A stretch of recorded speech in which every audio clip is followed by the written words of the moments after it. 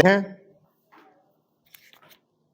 हमारे भाइयों ने बहुत से उदाहरण दिए कि राज्यों में संयुक्त सरकारें नहीं चली, लेकिन उसके पीछे राजनीतिक मामले थे।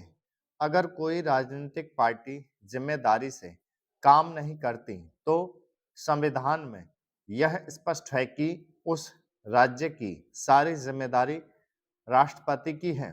मैं आपको एक उदाहरण देना चाहता हूं। संविधान में आदिवासी हरिजनों की उन्नति के लिए प्रण किया गया था कि 10 वर्ष में उनकी सामाजिक तथा आर्थिक स्थिति को सुधार देंगे, लेकिन यह सरकार उसमें भी असफल रही। इस समय को 4 बार 10-10 साल के लिए बढ़ाया जा चुका है, लेकिन फिर भी उनकी आर्थिक और सामाजिक उन्नति नहीं हो रही है। इसमें यह सरकार बिल्कुल असफल रही है। पिछले सत्र में इस विषय पर सरकार के विरुद्ध अविश्वास का प्रस्ताव भी आया था।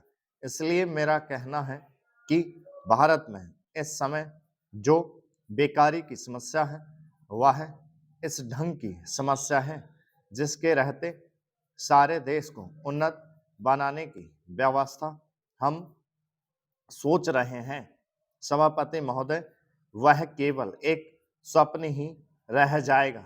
ऐसी स्थिति में मैं अनुभव करता हूं कि आपातकाल की घोषणा की जाए और इस देश के जो बुद्धिमान लोग हैं उनको लेकर एक सर्वदलीय सरकार स्थापित की जाए। हम यह अनुभव करते हैं कि जिस तरह का शासन इस समय चल रहा है उससे देश की कोई भी समस्या हल होने वाली नहीं है, बल्कि इस सरकार की गलतियों से समस्याएं बढ़ती जा रही हैं। राष्ट्र की आंतरिक सुरक्षा के विषय में जो बिल मंत्री महोदय ने प्रस्तुत किया है उस पर अब तक जितने भी भाषण हुए हैं उनको मैंने बड़े ध्यान से सुना है।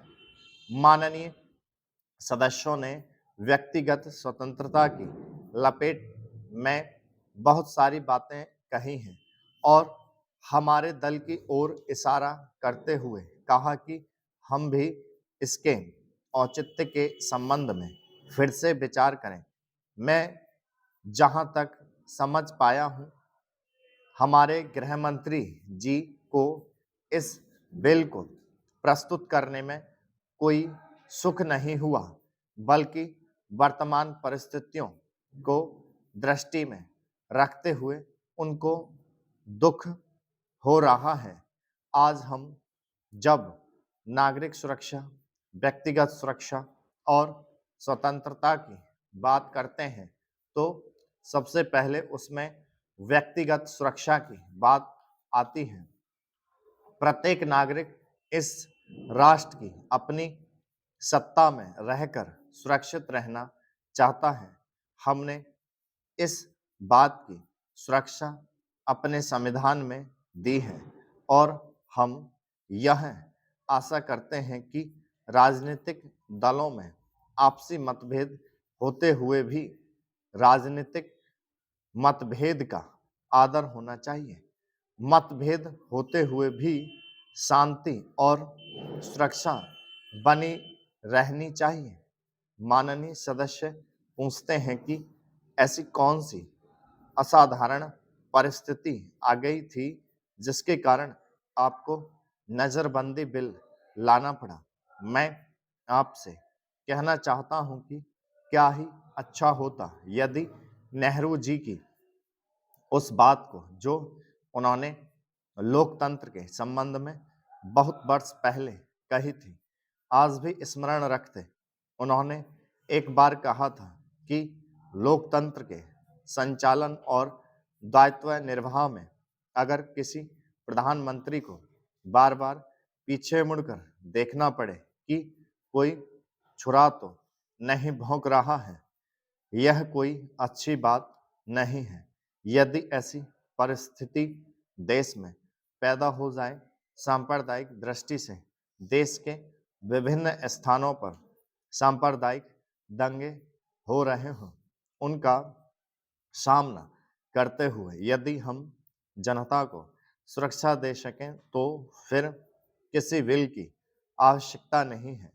महोदय, योजना पर वाद विवाद सच्चे अर्थ में एक राष्ट्रीय विचार विमर्श का अवसर है और मुझे प्रसन्नता है कि सदस्यों ने इसे गंभीरतापूर्वक लिया है। हालांकि इसकी आलोचना भी बहुत हुई है। ऐसी आलोचना सुनने के हम अभ्यस्त हो चुके हैं। पहले इसका लक्ष्य योजना का विचार ही हुआ करता था। सौभाग्य से वह बात अब नहीं रह गई है और हम विकास की ऐसी सीढ़ी पर पहुंच चुके हैं जब मुझे आशा है कि सभी दल योजना के विचार का अनुमोदन करते हैं। कुछ ने योजना के कुछ अंशों का अनुमोदन किया है और अपनी आलोचना अनेक कार्यक्रम को लागू करने के तरीके के लिए सुरक्षित रखी है।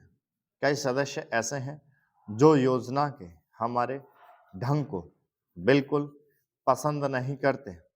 अब यह स्पष्ट है कि हम में से प्रत्येक व्यक्ति के रूप में नहीं बल्कि दल के प्रतिनिधि के रूप में कुछ विचारों के पक्ष में है और कार्य संचालन के किन्हीं विशेष तरीकों को पसंद करता है। हमने पर्याप्त विचार विमर्श और सोचने समझने के बाद यह निश्चय किया कि हमें किस प्रकार का योजना आयोग बनाना चाहिए और आयोग को किस ढंग से काम करना चाहिए। योजना आयोग में निर्दलीय, स्वतंत्र विचारों वाले और गैर राजनीतिक विशेषज्ञ होते हैं, लेकिन वे पूरी तरह से योजना के लिए जिम्मेदार नहीं होते। योजना का निर्माण प्रत्येक राज्य के विभिन्न स्तरों के लोगों के साथ अनेक विचार विनिमयों के आधार पर होता है और अंततः उसे अंतिम रूप देने के लिए राष्ट्रीय विकास परिषद में प्रस्तुत किया जाता है, जिसके अंतर्गत सभी मुख्यमंत्री होते हैं, जिनमें अनेक अन्य दलों के होते हैं। वे मिल बैठकर अपने विचार व्यक्त करते हैं। यह ठीक है कि इन बैठकों में मतभेद भी होता है, जो सामान्यतः योजना के तरीकों को लेकर नहीं बल्कि अधिकांशतः इस पर होता है कि किस राज्य को कितना पैसा मिलना चाहिए। हम जानते हैं कि हमारा कोई भी ऐसा कार्यक्रम नहीं है जो हमारी पूरी जनसंख्या की आवश्यकता के लिए पर्याप्त हो। सभी समय उपलब्ध साधनों और जनता की आवश्यकता के बीच सामंजस्य के लिए प्रयास करना होता है।